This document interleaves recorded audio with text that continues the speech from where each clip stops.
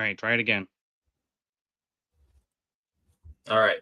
Welcome in, fellas. This is the GDT Live presented by Game Day Tires podcast. Sorry about that. We had some technical difficulties, but we're back on. No echo as of right now. So we're good to go. Today, we've got Terry Doyle, the OHL broadcaster for the Sarnia Sting, hopping on with us. That's going to be later on in the show in about 15 minutes. But first, we're going to dial it back again to last night. We were talking about the Edmonton Oilers and the Florida Panthers game one in the Stanley Cup Finals. Colton, what did you think about game one last night? Oh, it was fantastic. It was nice to finally have a game where, we watched the conference final and it was just like horrendous, like just so boring to watch the conference finals that it felt like. So this was a new flavor of hockey. It was finally what we've been waiting for, which was just an unreal atmosphere and just unreal hockey. And it was great, man. And who else but former Kelowna Rockets powerhouse Leon Draisaitl picking up 2 markers last night, of course. It was good. Oh, man, what a game by Leon. He started it off. He finished it off. What a performance by him. And, I mean, not even just Leon. The whole team, the Rogers Center, actually, Rogers Place, rallied around that team when they were down 3-1. And, man, they believed. They believed and they got it done. I think Edmonton is locked in. I saw an ISO shot of Connor McDavid. They zoomed in right on his face before the game, and I was like, this guy's locked in. Locked and loaded, right? That's what he's here for. It was just, it was different hockey last night. I felt like it was exactly what we all needed after that horrendously long break, which, by the way, if they ever do a break like that again, I might retire because that's ridiculous. There's no need to wait like six fucking days between games. It's so stupid and pointless. No, yeah, I think it. I think it's crazy the way that they waited. The conference finals were such a doozy, like you said, and then you have to go wait this long for some hockey. But at least it was a good game, right? Yeah, it gave it all back, right? It was all worth the wait at the end, and yesterday was like Christmas Eve or Christmas Day for all of us hockey fans, right? We woke up, finally got to have some hockey on, and it was exactly as we all expected. It was a fantastic game, and hats off to Leon Draisaitl. I kind of said this before we were on the air, but like Tyler Yaremchuk with Oilers Nation and Daily Faceoff Live, he was the one who kind of plugged it yesterday with Morning Cup of Hockey. Holy name drops there, just name dropping everything. But he was the one who said, like, Leon's going to come in and get a couple goals, and look what happened. Look what happened. I think I read, since we're a junior hockey show, I think I read that there was 31 CHL players in total that are part of this or alumni in total, including staff. So pretty cool to see. It's nice to have some, a lot of representation there, of course. Yeah, definitely. The CHL is, as we know, becoming the underdog to the NCAA, if I can say that. So it's nice to see the representation still. So yeah, it's going to be in. What's that, Dave? No, I just said I like to see that. I like to see some CHL alumni still in the game here. It's obviously still going to be a path to the professional leagues, but some people are going to divert earlier. Yeah, I loved the ovation that the Oilers fans gave last night to Corey Perry too, announcing his 20th season on the starting lineup. Everybody went nuts. It's awesome to see Perry get that love. I've always been a fan. What did you think of the starting lineup thing that they did? The announcements, like they put the Stanley Cup on the ice and then they took the camera down, did both. I think it was just a chance for the Panthers to all get booed the loudest they ever were that night. Yeah, it was cool. I thought it was pretty cool. From a fan perspective, I thought to be there to see all that would be unreal, right? The whole starting lineup thing was something I've always loved. That's been my thing with junior hockey, is announcing the starting lineups. That was always one of my favorite things as a kid. So I thought what they did last night, the whole spectacle behind it, making it like a big deal, which it is, was awesome. And then the one thing that really made me happy was seeing the Stanley Cup final logo back on the ice. Oh man, that it's something that should be there from the start of the playoffs, I think. But yeah, as long as it's there for the final, I think that's the least they could do. Yeah. Well, hey, we got Terry Doyle waiting for us, broadcaster with the OHL. You want to read him on? Yeah, this is Terry Doyle. Welcome him in, fellas. He's the broadcaster for the Sarnia Sting. He loves some MLB. We're going to ask him about that. He's been to all 30 ballparks. But without further ado, fellas, let's intro him and let's welcome him in.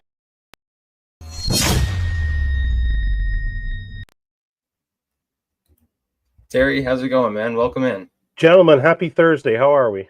Oh, very good. Very good. Let's start it off, Terry. What's your favorite ballpark you've been to? It's the one behind me. It's got to be Wrigley Field. Just a classic. Just an absolute classic. You can't compare some of the new ones like PNC in Pittsburgh. Just beautiful right there. San Francisco's awesome, right on the bay as well. So there's some parks you can't necessarily, it's not apples to apples comparisons, but for me, the Ivy, the Brick, everything like that, it's just, you want to go to a ballpark. And like, I tell people in Ontario, Sky Dome, yeah, I know it has another name now. Sky Dome's not a ballpark. Yeah, they've done some renovations to it, tried to bring it up. It's not a ballpark. A ballpark, you sit outside, nice 2.5 to 3 hours. Yeah, like they've sped up the games a little bit. Have a hot dog, have a drink, chat with your friends, enjoy the game.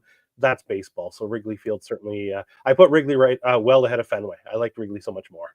So Terry, as someone that just spent the last 2 years in Toronto for school, the only ballpark or major league ballpark I've ever been to is the Sky Dome.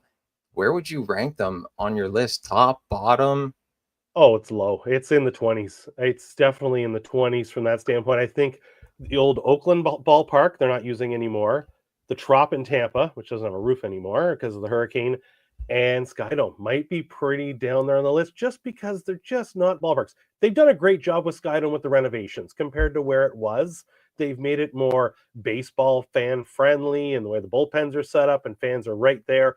They've brought it up, but there are still so many more that are just a ballpark. Now, sure, there are some that, the new one in Texas, I thought it was just a big cave. It's just a big cavernous place. They finally put a dome on Texas because it's 1,000 degrees during the summer. So that made things a little better for day games to actually have day games. For the longest time, Texas only had night games during the summer because of how hot it was. Arizona and Phoenix there, it's similar like that. But yeah, there's just some places that scream a ballpark. And, for me, but even like Comerica in Detroit, which I'm not far from as well, that's certainly a great ballpark. I put that in the top 10. But yeah, you know what? I tell people if you're doing ballpark tours, start at zero. When if you've been to Sky Dome, you're still at zero. Basically, you've got to get to some real ballparks. We got a comment in the chat from Big Willie Styles. He wants to know about Target Field. What do you? You know what, Target, I got there year one, I believe it was, year one or year two of Target Field. And I like the way it was set up. The restaurants and bars right around outside and right at the end of the subway line.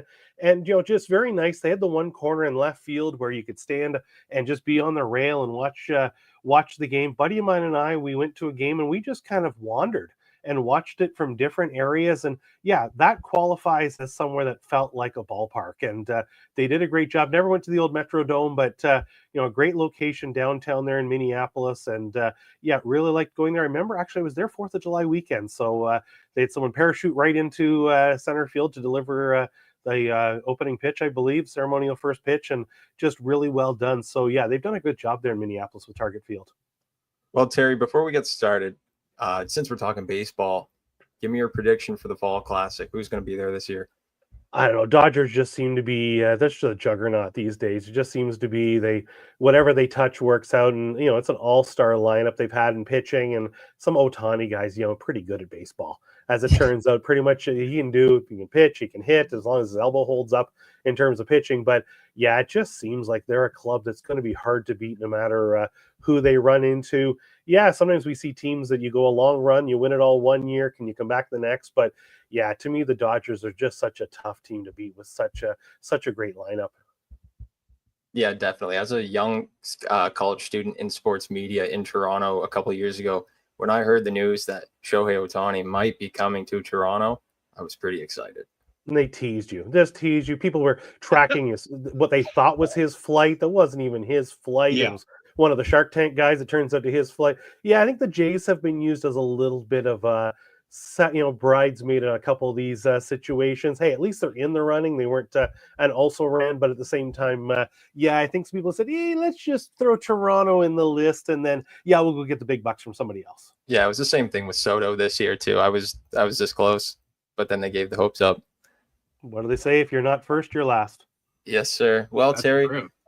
the OHL season just got wrapped up. The CHL season just got wrapped up as well. What did you think of that London Knights team and, man, their season? You know what? Just a strong team. And you know what? People will say about different OHL and CHL teams, how they were put together. Just about every time you see a championship team, you can go back to a draft and know that they built the foundation through a draft. And you go to the 2021 OHL priority selection, that was the year we were shut down. Everybody was wearing masks and it was all shut down.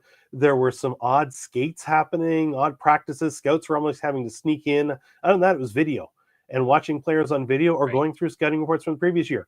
The London Knights got Denver Barkey, Easton Cowan, and Oliver Bonk in the top 26 picks of that draft. That builds the foundation for a championship club right there, and then you can build from strength going forward. And it's a Knights club that, their goaltending was maybe the only question coming into this year. They got Austin Elliott from the Western Hockey League. Their defense, strong, deep. They had guys playing as the 5-6 pairing, which didn't get used much of the Memorial Cup, especially near the end, that could be top 2 or top 3 guys on other teams in the OHL. And their forward unit just so deep, and they would come at you. And Dale Hunter, obviously, his coaching record now speaks for itself, over 1,000 wins. And the thing I marvel about Dale is how he's willing to adjust, where some coaches, they have their system. You will play my system. If you don't like my system, tough, I'll get somebody else. He'll adjust. If he's got, the horses to, he was one of the first guys to do 5 forwards on the power play, going back to Patrick Kane and Sam Gagner in that group. But if he needs to play trap it up hockey and simple and the high flip out of his own zone and off the glass and out and just keep it simple and take advantage of their chances, he'll do that and have his players do that. Not afraid to kind of take that little extra whack and maybe see get a retaliation type situation, go in and bump the goal at the whistle, see if you can get a power play out of a retaliation. Kind of like Al Davis, just win, baby. And that's what they do in London, but willing to adjust. And Mark Hunter is the GM. You talk to any GM in the OHL, says, Mark's not going to outwork us. We go thinking, I got to some corner of the province, some Sunday night game. Nobody knew it was going on.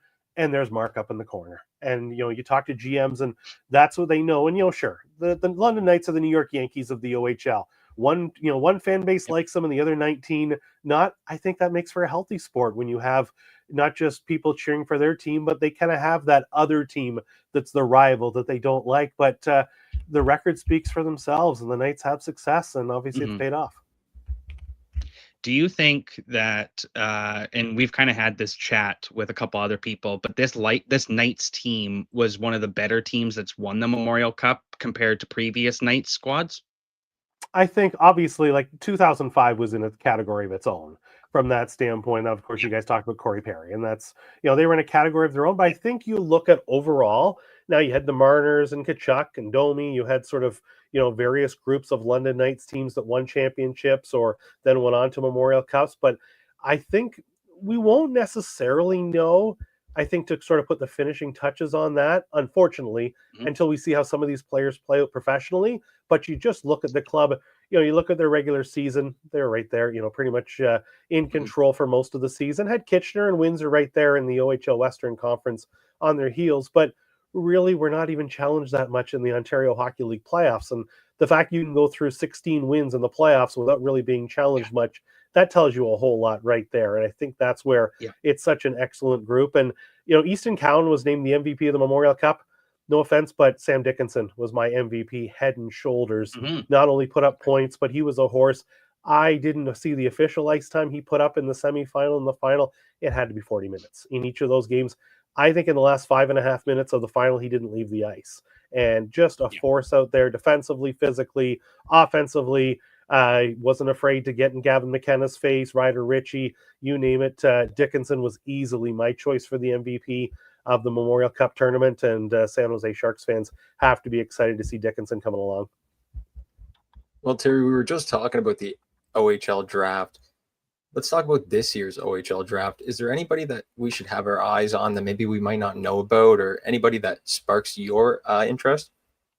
It's interesting to see. And, coming out of the OHL priority selection, we kind of, we wait and see from that standpoint. But I think it's going to be just interesting to see. It wasn't one of those OHL drafts where you had, that big number one or the big number two, and then sort of everybody else. I think it's going to be interesting to see. Caden McGregor goes first overall, had a great season out of the Ottawa area, goes to Peterborough. And then Jaco Wisek goes second overall to the Guelph Storm. He was playing in the in the Tier 2 playoffs. The night of the OHL draft, he was playing for Leamington in the semifinals of the Ontario Tier 2 League. So what does that tell you? And a regular contributor to that hockey team. Max DeLille, there's the lineage there. He goes to Owen Sound at number 5. I think overall, it's going to be very interesting to see how this group falls into place where, we've had the year so fortunate with the OHL draft where, Aaron Ekblad walks in as a 15-year-old, and I wanted to check his ID because I thought, you can't be 15. You look like you're 19, 20. They took a picture of him with Commissioner David Branch in front of our draft set. I'm hiding behind Aaron because they didn't want me in the picture, of course. And yet Aaron's such a big guy, I was able to hide behind him. Connor McDavid rolls in as a 15-year-old. He looked 15. He may look 14, actually. But talk about the comparisons. But we see players come in. And, some years I think we see that where there's that one or two, the big names, and then everybody else. This year is going to be a very interesting group to see how they develop in the Ontario Hockey League over the next couple of years. Well, you talk about some of the stature and size of these kids coming into the OHL draft. I played in a charity tournament in Mississauga a couple months ago, and there Sportsnet had a team with Luke Gazdick along with 4 players from the Toronto Junior Canadiens that just went in the top 32 selections of the OHL draft, I believe. And these kids were, 6'2", 6'3", and their mobility is crazy. They're moving around the ice. They're passing the puck, whipping it around, making me look like an idiot. So, but these kids are pretty good. I'll tell you that. Well, and I kind of use the comparison, and I've got a few years on both of you. When Eric Lindros played for the Oshawa Generals, he was easily the biggest player in junior hockey at about 6'5", 225. Quentin Byfield comes along, and that's what he was. And yet he wasn't the biggest guy in the game. Obviously, great player, gone on to the National Hockey League with the LA Kings, but it shows the growth of the game. And they say the players are bigger, stronger, faster, and that's exactly it. And it is kind of interesting. You go back to big Eric Lindros, and he was easily, everybody else was maybe 6'2" at best, and here's Eric coming in at 6'5", 230. And then there are other players we see. Every team probably has a guy 6'5", 230 now. So and the ability. You talk about skating circles around you, just the skating ability, the speed of the game. I'm spoiled being up on the press box. You kind of, the game's a little bit slower, but every little while, if I see some action at ice level, and it's like, you take the old tape and speed it up to 2 or 3 times speed. And you think, how do you keep up with a game like this when you're seeing it at ice level, when you're spoiled seeing it at the press box level? And it just shows how fast these players are. There's one player that I wanted to bring up, actually, and we're talking about big players. So Ethan Belchets, however you pronounce his last name. I know I probably butchered it a little bit, but he's a big kid, right? And somebody that kind of has that, modern day power forward scheme written all over him. What do you kind of make of him? Because he's supposed to be a top 5 pick going into next year. Yeah, Ethan Belchet, there's it kind of almost reminds me when I mentioned Byfield, I put Belchet kind of in that, kind of an area. Comes in at about 6'5", 230, so has the pro size, and now with the Windsor Spitfires developing the pro game at this point. And, really, was in and out of the lineup a little bit, missed about 12 games for the Spitfires this season, mostly a little bit banged up, but hey, as a 16-year-old coming into the OHL, 17 goals, 38 points, not a bad start, mixes it up, 48 penalty minutes, so in the thick of things for the Windsor Spitfires. Now coming into a second year in the Ontario Hockey League, I think that's where he can really assert himself. And there's an example going into his draft where he was pretty much the odds-on number 1 for most of the season. Not a whole lot of discussion the rest of the way. It was okay, it's Belchez, and no offense to number 2, 3, and 4. You get Alessandro Diorio going to Sarnia, number 2, for example. Fitzgerald goes to Peterborough at 3. Everybody had Belchez number 1. And that's where this year there was a bit more of a mixture in terms of who would go 1. But Belchez, he's been exciting to watch with the Windsor Spitfires. Real personal young man as well. I get a chance to obviously talk to the players, whether it's around the draft or rinkside interviews at intermissions and everything else I do around the OHL. But it's funny when they come to ice level at the intermission and pull up beside me, and we're standing side by side for an intermission interview. I'm kind of doing one of these, looking up at them, and the joke is I need the old milk crate to stand on just to even up the height. But Ethan's a guy, when he comes over, he has that physical presence, and that's what scouts are really going to notice as they keep an even closer watch on him for next year's NHL draft. Well, Terry, the QMJHL draft is coming up this weekend, and they do it a little bit differently. They do the NHL style draft. Everyone comes into a centralized city and they go up on stage, get the ball cap and jersey and whatnot. Do you think the OHL could ever go to something like that, or is that style of draft kind of out the door now? Well, the OHL did it. The OHL, that's how the OHL did it until the year 2000. They were the first. It's kind of funny. The OHL went to an online draft in 01 when, they were ahead of the curve because people weren't doing things online. We weren't doing things like this. Back in 2001, they did it, and Patrick O'Sullivan went 1, Nathan Horton went 2, and you go through that list. Once again, Corey Perry comes back up here. He went 5th overall in that 2001 draft, the first one that was online. The OHL, I know they're looking into this, and whether it's something like the Q's model and kind of back to like the NHL style, whether it's a hybrid. I think one of the challenges why the OHL went away from it, they didn't like that look of that player sitting in the crowd and not getting picked. And it still happens in the NHL. We'll see this year's, of course, NHL draft is going to look a little bit different in the theater in LA, but attended all the NHL drafts for the last 20 years, all the in-person ones. There's always that player sitting in the crowd at the end who didn't get picked, which I wonder somebody got bad advice, because if there's a question of you not being picked and you think you're going to be picked, you probably shouldn't go. You're not going to miss out on anything moving forward. You're still going to go to development camp. You're still going to get all the opportunities. I've seen a few players go that were like, I know I'm not going, but I want to go see my friends get picked, and I'm going to go have some fun. That's fine. But we've seen players that sit in the crowd in their suit with their family, and they're in tears when round 7 is done of the NHL draft. And that was one of the reasons why the OHL got away from it.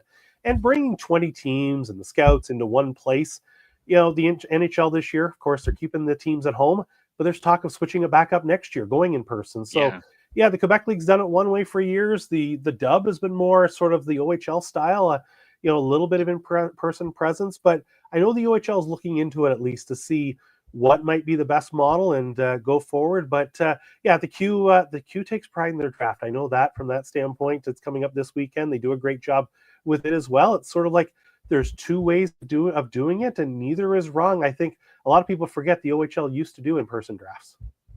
Yeah, I'm one of them. Maybe I'm too young, but yeah. I'm old. I told you I'm old. Well, to throw light on something that you were just talking about, sitting there till the 7th round of the NHL draft, it kind of sparked my memory and back to Nashville when they did the draft there in the 7th round. Little Nova Scotia boy Tyler Peddle, playing for the St. John Sea Dogs, is sitting up in the top of the lower bowl, still undrafted. Columbus makes a trade, and he finally gets drafted with that last pick, and he's sitting there with his family, and he said he was debating coming, but I guess he made the right decision. And it's the things like that kind of make players want to come back, I think. Yeah, it's hindsight knowing, you get picked if there were whatever the number is now. I've lost track of how many picks there are in the draft, but if you're the 300th pick, great. If they thought you were 301 and they're only picking 300, you're devastated. Yeah. And I've seen players that same Nashville draft. I saw a player leaving the rink in tears. It was an OHL player who he had his family around him. He was absolutely in tears. He was devastated. And I thought, why? Like, did someone give him advice thinking, oh, I think you're going to go in the 3rd or 4th round, so if you slip to the 5th or 6th, you're okay. But to not go, I remember, to go back many years, Matt Martin, playing for the Sarnia Sting, win in the 5th round to the Islanders, has carved out a great NHL career for himself. I asked him that summer. He didn't go to the draft. I asked him that summer, I said, knowing what you know now that you were getting picked, do you wish you had gone? He said, no, I don't think I missed anything. The Islanders called me right away. I got to go to development camp. I got my hat and jersey and got all that. He said, you know what? I don't think I missed anything from that end. I've talked to some players who, if they're not sure they're going to get picked, I talked to one player years ago. I said, I'm going fishing. I'm turning my phone off. I'll come back, come back on shore, turn my phone on. Great. And from that standpoint, but I'm going to be distracted. I even talked to one player. He said, 2 years ago, what I thought I'd been drafted in this draft, absolutely. Now, I'm not really sure. Guess what? I'm going to work out. I'm going to put some time I'm going to go run. I'm going to, whatever, his workout routine was, because I'm going to use that as a motivator, knowing that, yeah, I didn't quite hit my goals, I don't think I'm going to be drafted. I didn't hit my goals. I'm going to do that to go distract myself. But yeah, I've always thought, and I've seen players show up at the draft. I remember years ago, there was a player who came to the draft. I want to say it was in Pittsburgh. He's wearing a suit. He was a marginal OHL player at best. And somebody said, why are you here? Oh, my agent told me to come. And he was in his suit and everything like that. He ran into a former teammate at that draft who was there in sandals and flip-flops. He's like, I know I'm not getting picked. I'm just here hanging out with some buddies. I want to see my friends being picked. But he was in a mental state where he knew, I'm not getting picked, and I'm cool with that. And he had a blast. But if you're someone going there thinking you're going to get chosen and you don't, even players who go late, it's tough. I can think of a couple where they're sweating it out till the 7th round when they thought they were going to go earlier, and it's a roller coaster. And those drafts, you guys have seen it, those drafts take a long time, and sitting in the crowd and the anxiety takes even longer. So yeah, talking to the people I've spoken to over the years, it's kind of like, unless you're going near the top or top couple of rounds, or can handle that maybe things may not go your way, stay home. You know what? You'll still get the experience, and you'll still get everything that goes along with it. Well, Terry, let's talk about some OHL trades that just happened. Something recently that just broke maybe an hour or so ago.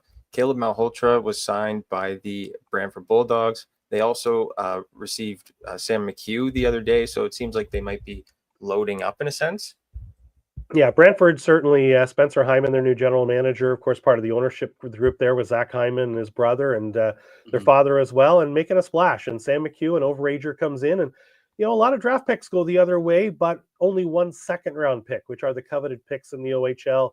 You can't trade your first rounder, so 1 second, a couple thirds for the future. And I always say the draft chips are, the draft picks, they're like poker chips back and forth. It's like, I'm going for it this year, so you get a whole bunch of chips. Then in a couple of years, when we're not going for it, we get the chips back when we move players out. They're kind of future placeholders that usually by the time the draft comes along, the teams usually have the right amount of picks lined up. But McHugh, an overager, brings a veteran presence into Brantford, has chipped in offensively, can play a two-way game as well.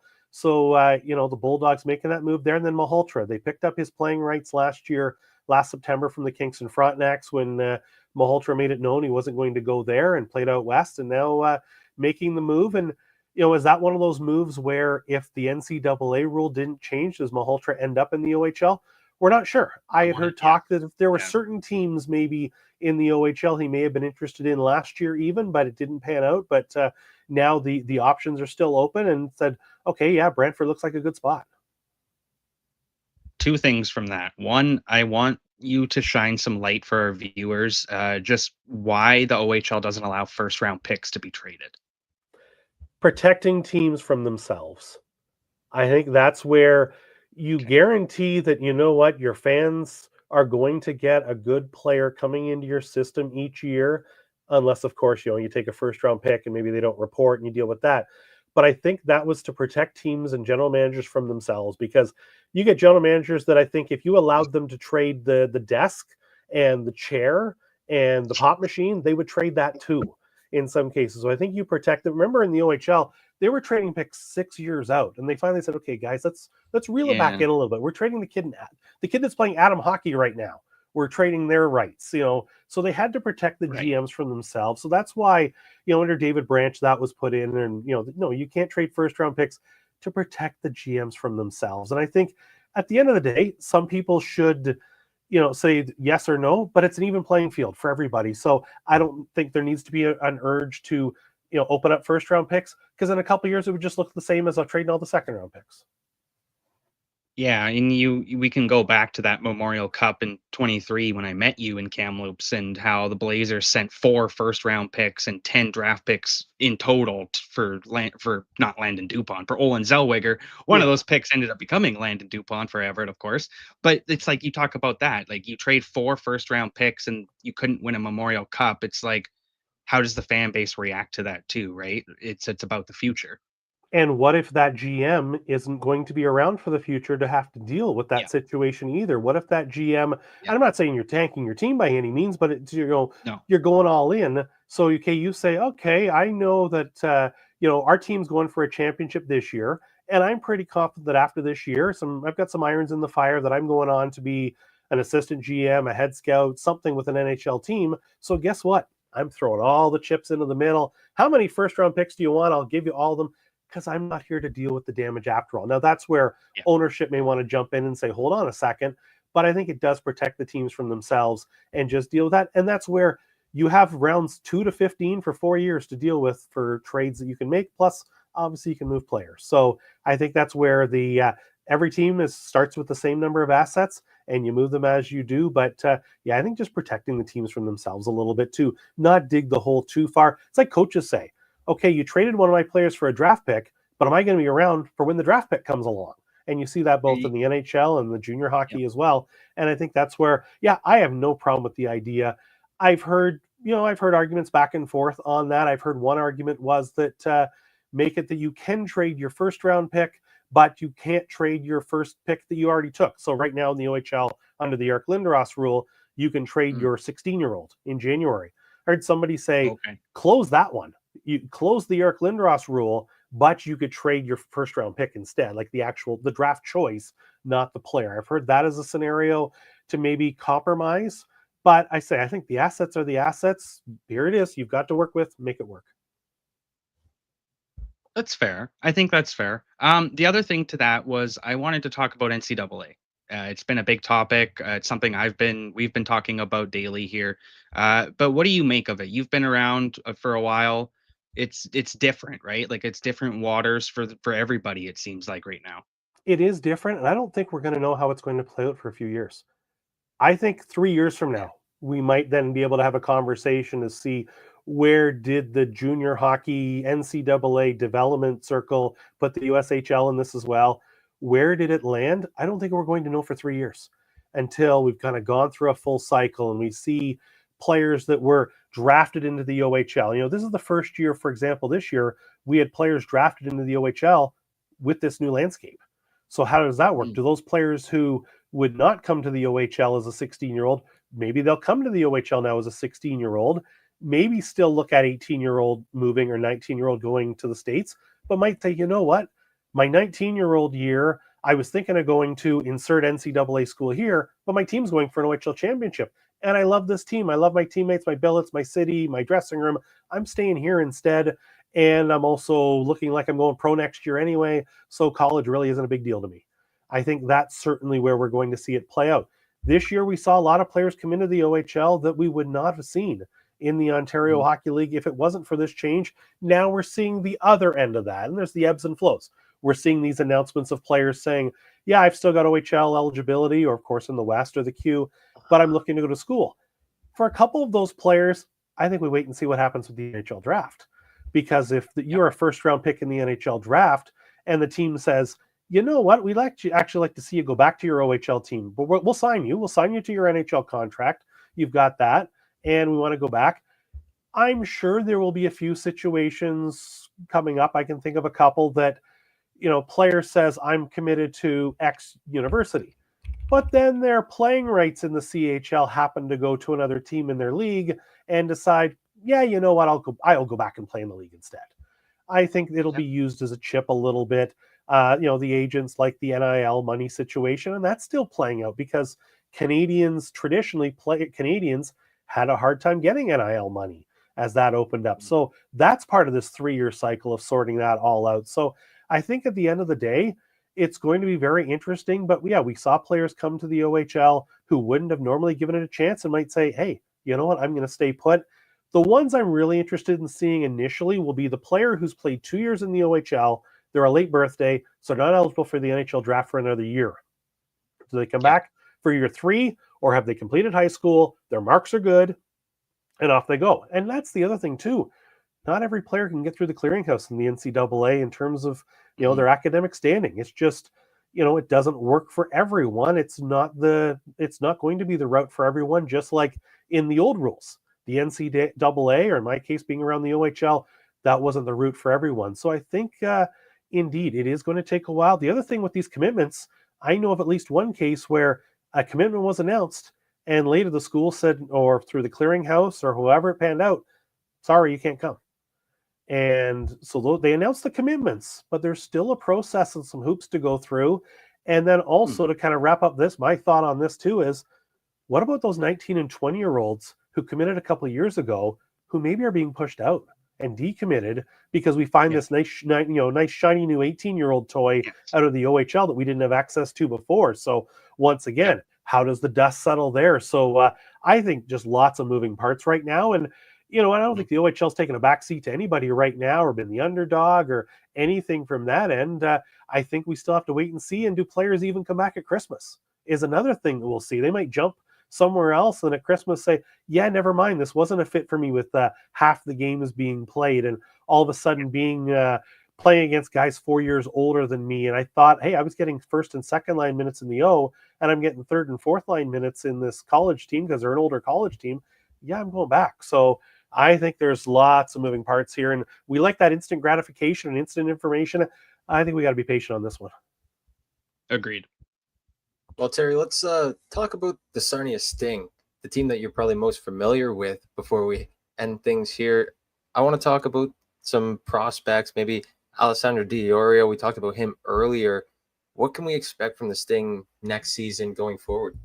Yeah, so you mentioned Alessandro Di Iorio, guy who comes in, I think he's one of those guys that's going to play a solid, I hate to say it, but the cliche, the 200-foot game, where not only, be strong in the offensive zone, but also be stable in his own zone as well. And he's had to learn, making the jump from minor hockey, of course, is a big jump. And, 38 points last year, but was a minus 24, but that's on a Sarnia team that didn't make the playoffs. So you kind of throw those numbers out the window a little bit, but chipped in, missed a few games, got banged up a little bit, and maybe has to learn the physical side of the OHL game a little bit, where that guy's going to take that hit, where maybe in minor hockey, you took that pass or you were looking for that pass and nobody's going to deliver the hit. So growing into the OHL game a little bit, I think he's really going to come along. Of course, got exposure with the under-18 team as well. So I think it really shows how his game has come along. Beckham Edwards, guy who, there he was, the guy thinking about going to school in the States, played his minor hockey in his OHL draft year down in Michigan, but comes in and scores 25 goals as a rookie. And he's a smart kid as well. So I think those are two players Sarnia is really leaning on moving forward. They'll be sort of their main backbone of the young group. Of course, St. Louis Blues draft pick Luke Fisher comes back for another season as well. A guy who always feels like he's had to play a little bit above where he maybe should be on the depth chart just because of the lack of depth Sarnia has had on the blue line, but it's helped his game grow playing in those situations. For 2 years now, he's played against the top guys from every team in the OHL. Even as a 17-year-old, he's playing against an Easton Cowan and a Denver Barkey, and you name it, the top-end guys in the league. So that's someone as well who I think now moving forward has been able to really grow his game and be able to, hey, you can score 25 goals as a 16-year-old in the OHL. It really shows that things are, looking up for him moving forward. Well, there's a couple other guys I wanted to touch on. Riley, one of the other guys on our podcast, asked if we could touch on Nail Yakupov and Alexander Galchenyuk, just on the fact that they were such good stars and they were pretty highly touted prospects in the OHL, and then in the NHL, they just didn't really develop. What did you think of that? So I think Nail Yakupov was a blast. You watch any Sarnia Sting highlights of Nail Yakupov, it's a home game, you're hearing me call the goals. And entertaining to watch. The challenge was Nail wasn't coached to be a pro. Nail's game in junior was entertaining, but those things weren't going to play out in pro. You couldn't skate through center ice, go to the other team's blue line, not like the look, so loop back to your own blue line, wind it back up again, come down the left wing, shoot it between the defender's legs and score. It's a great highlight reel goal, but that's not going to work in pro. And I think that's where, the guidance that he received and maybe his own ego, I will say a little bit at that point, because he'd had success, knowing the game that's going to be played. For those who've been around a little longer and, not a knock on him, but like Robbie Schremp's game coming up, where Robbie Schremp, talent to burn, but then to play the way the pro game was played, a little different story. You put a Harlem Globetrotters team of hockey players together, I'm putting Nail Yakupov and Robbie Schremp on my team any day of the week. But I think that's where you look at it from that standpoint, the way the pro game is played. Galchenyuk, an interesting story, got hurt in his draft year, banged up his knee in a preseason game, which hit a bit of a rut, and knee into the goalpost and missed most of the season. I think a lot of in Alexander Galchenyuk's was off ice. I think it's a case where, I'm going to watch how I word this. I think the thumb was on him the entire time growing up. Hockey, hockey, hockey, hockey, hockey. He gets to Montreal. There are other options away from the ice as a young man in Montreal. And I think that's where just got into, wait, I can kind of live my life a little bit. And unfortunately, he's run into some demons, and hopefully, has gotten some help from that standpoint. We saw, of course, when he was arrested, in the last while. And that's where you feel bad from that standpoint, where I just think, off the ice was first and foremost. Between those two in junior, Alex Galchenyuk was a more complete player. Nail Yakupov was a more entertaining player. And, I say it was a blast to call their games. And, some of the most fun I've had calling games is calling Nail Yakupov games. The one against Erie, scores a hat trick. And then on the very next shift, he checks the guy and they break the glass. And that's where the call, "Welcome to the Nail Yakupov show," came along. And that just spontaneous. That just came out of my mouth. It's not planned. He scores a hat trick and then puts, a body check that breaks the glass. It's entertaining. But yeah, so Yakupov was so entertaining in junior, but I just think translating that game where sometimes you need that tough love coach, and I think minor hockey players get that, where I use Steven Stamkos would be an example. And obviously we know the success he had, and I got a chance to, know him here in Sarnia. Stevens, the coaching that group had, and they had Alex Pietrangelo and Cody Hodgson, so much of that group, I picture those guys being the ones that they go out and win a 4-1 game. Coach after the game says, "Great job, guys. But if you had picked up the check, that guy, if you had picked up your check coming back into your own zone or skated a little harder back in your own zone, your goalie would have had a shutout."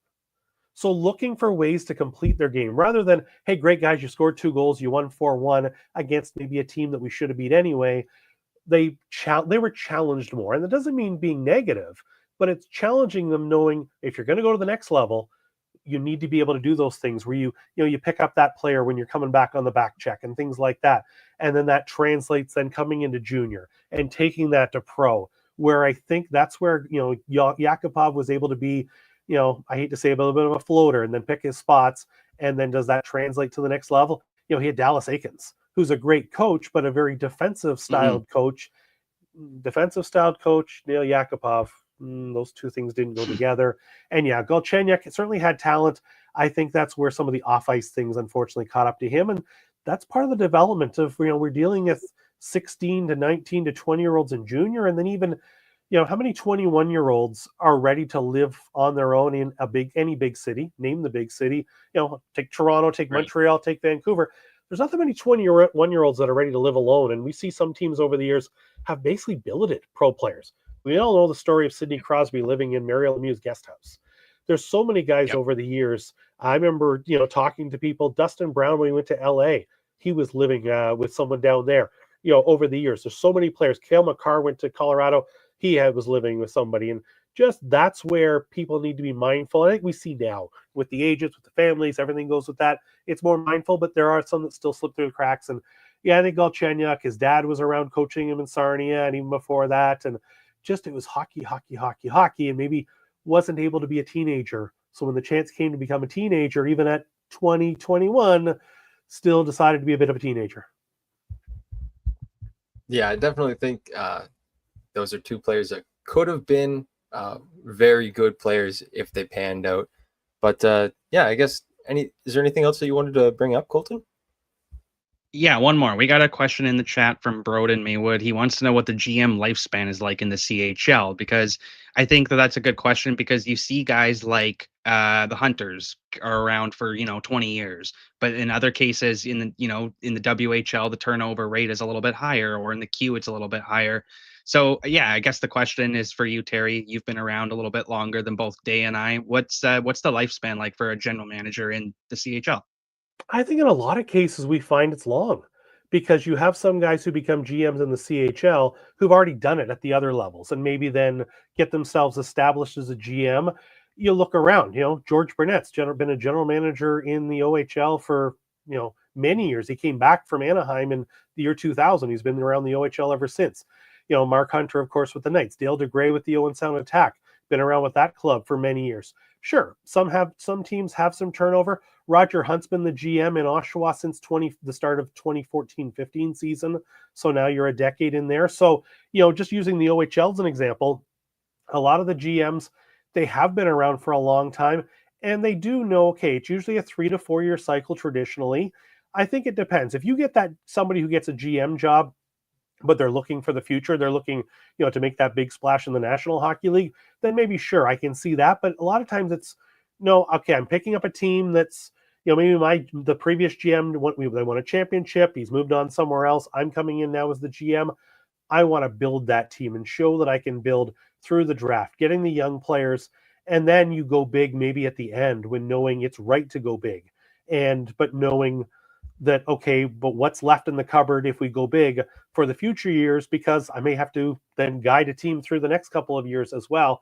But I find at least in the OHL, a lot of the GMs do hang around for a while. And, it's not like the old days where it was maybe an entry level job. It's a pretty prestigious job now to be a GM for any team in the Canadian Hockey League. And so many have hung around for a long time. Some have sort of done it and then decided, maybe when their own family situation panned out, to go to a pro situation where they can move around a bit more. But, there are only so many general manager jobs in the game of hockey in general, 60 in the CHL, 32 in the NHL. And so you look at knowing that, hey, being a GM of an OHL team isn't necessarily a stepping stone. It can be a pretty good job overall. And then, you look at the Hunters, of course, when they own the team, well, you can't fire the GM, you can't fire the coach, because they are the owners as well, and they've built quite a thing. They say the Hunters do two things very well: hockey and farming, and they've had a lot of success at both, and it does very well. But yeah, it's an interesting question, but I think it's different than a coach. Coaches, kind of that lifespan of a coach, the message wears thin, things like that. Now with player turnover, it can be a little different, but yeah, a lot of the GMs seem to be around for a while, unless of course they don't know what they're doing. But I think in terms of that.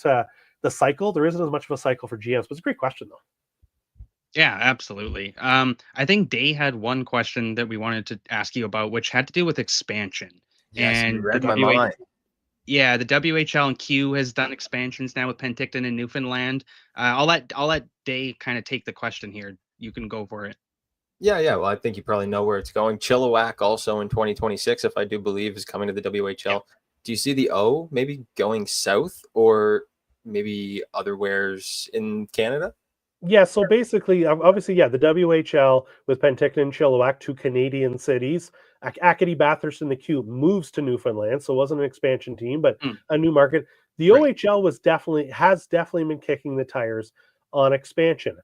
They were looking at some places in the US, but now the USA hockey situation, the NCAA, even the NHL kind of jumped in to say, okay, everybody, let's cool it here. Let's see where things are going to go. Because I think some people thought, well, wait a minute, the USHL was a holding place for, I'll call them junior age players that want to go to college. Oh, wait, they can go to the OHL now. So people thought, okay, is the USHL, is that going to put a difficulty on their situation? So I think USA Hockey said, hold on, guys, let's just once again see where the landscape is going to go.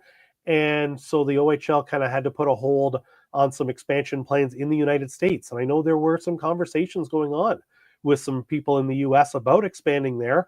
And I'm sure those conversations are still going on, but just some little holds going on. In Ontario, a little bit more of a challenge because you need a rink.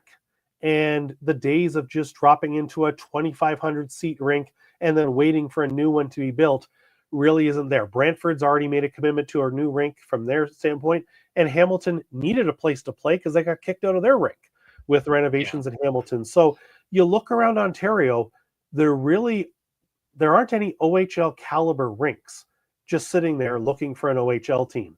There are some cities that have decent size arenas, but then you get your suites and your amenities, the things that come with having an OHL franchise now. There are cities, I know there are conversations happening with different markets that would be interested in expansion if they can get the shovel in the ground to build a rink. There's been a lot of talk of the Burlington Oakville area, for example, a bedroom community for Toronto, a lot of people there, but they don't have a rink. And until you have an OHL caliber arena, or you've at least shovel in the ground, maybe bring a team in for a year or two temporarily somewhere else while the rink is being built to build the excitement. But until then, Chatham had been used as a pawn for years where teams were trying to get a rink. Niagara was one, for example. They're trying to get a rink. Okay, let's go talk to Chatham. Because if Chatham will build us a rink, we'll tell Niagara we're going to go there. And then, of course, they go back and get the rink built in Niagara. And it's happened a few times. People talk to Chatham. And I talked to the Chatham mayor. He said, oh, yeah, OHL teams are talking to me, but until we can get a rink built, it's not going to happen. So I don't see any markets in Ontario with a rink just sitting there waiting for them to come. And that's going to be the thing. Newmarket, that area has been talked about as well. And you can pick a place. People say, what about going back to Cornwall? Need a rink. And so I think until somebody's willing to take the risk, stick their neck out to say, yeah, we'll build a rink or do a significant renovation. When the battalion went back to North Bay, that came with a $12 million renovation to the old rink there. And of course, the North Bay Battalion playing out of there now. But until that, you could argue the only OHL caliber rink that was sitting for a little while was in Brampton. And the Steelheads went from Mississauga, made the 7-minute drive up there to move. And now the rink in Mississauga has other teams. The Raptors G League team is in there and some other things going on in there. So they're good. They have tenants. So unless, once Hamilton's rink is all done and see what happens there and where the dust settles, until we get a couple rinks built or, the shovel in the ground, it's one thing for a city to say we're thinking about it. Well, until the money's there and the shovel's in the ground, they can talk. Peterborough's talked about a new rink forever. They just finished paying off the renovations about 3 years ago to the Peterborough Memorial Center from 20 years ago. So until they take the next step and maybe build something, you can talk about a rink, but until you build one, that's where, from an expansion standpoint, I don't think anything's going to move until they know there's going to be that 4,500, 5,000 seat minimum, suites, dressing rooms, et cetera, place, in place. But, the expansion talk has been going on like crazy. Well, Terry, I think that brings us to an end here. We thank you actually for coming on today. This has been a great one, almost an hour. So it's been a great talk. Learned a lot about the OHL. I learned a lot about the Sarnia Sting. And you probably taught a lot of our viewers, because a lot of our viewers here tuning in are actually Americans. So it's great to teach them and teach us about junior hockey. We thank you for coming on again. Hey guys, appreciate it. I saw you had my friend James Tubbs there on from Medicine Hat, and we had a great time at the Memorial Cup. Colton, you and I met at the Cup, and that's the one thing that people, if you get a chance to attend any part of a Memorial Cup, do it. I've had the chance. I've done 24 in a row, and it's just a great way to see Canada and just brings the junior hockey, hockey in Canada together as a special event. And, it's such a great time. And, so Memorial Cup's a blast, and certainly looking forward to next year in Kelowna. I'm looking forward to seeing you in Kelowna. I'll be there. I will be there as well. I don't want them to start without me, so I'll make sure I'm there. That's good. Let's make this a regular occurrence. We'll get you back on again sometime. Anytime, guys. Awesome. Thank you so much again, Terry. No problem. Have a good one. All right. Well, everyone, how's it been? Guys in the chat, if you want to tune in, have anything to say. Game 1 of the NHL Stanley Cup Final was last night. We talked about that a little bit before. If you guys want to talk about that right now, or Colton, if there's anything you want to talk about before we tune out here.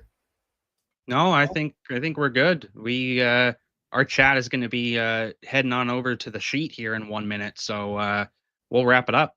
Yes, sir. All right. Well, everybody, thank you for tuning in. We'll have a good one. We'll be back on tomorrow. I'll get the times right this time, 2:00 Eastern, 11 o'clock Pacific, right back here on GDT Live.